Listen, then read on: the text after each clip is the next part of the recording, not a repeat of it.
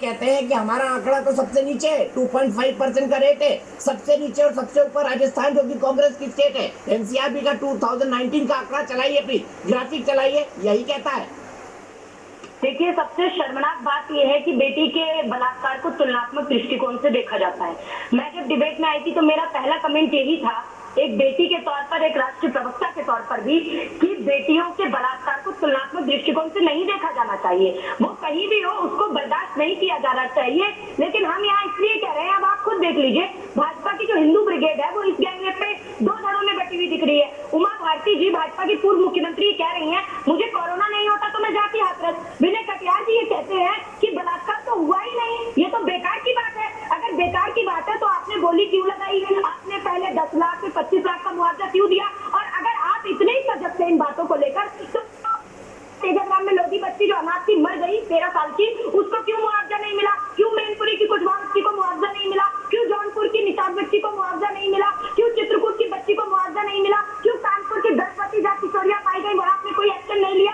तो ये दोगली नीति, चाल चरित्र और चेहरा इनका उजागर हो गया है। महिला विरोधी सरकार है।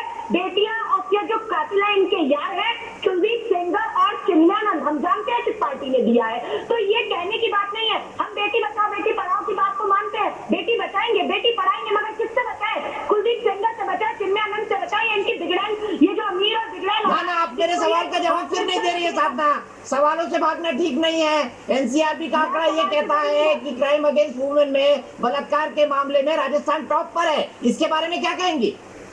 देखिए, उत्तर प्रदेश महिलाओं के प्रति अत्याचार, अनाचार, दलितों के प्रति अत्याचार में नंबर 1 पर रहा है विगत वर्षों में। और अगर ये स्थितियां बढ़ रही हैं विगत वर्षों में ना, 2019 में तो राजस्थान टॉप पर है ना।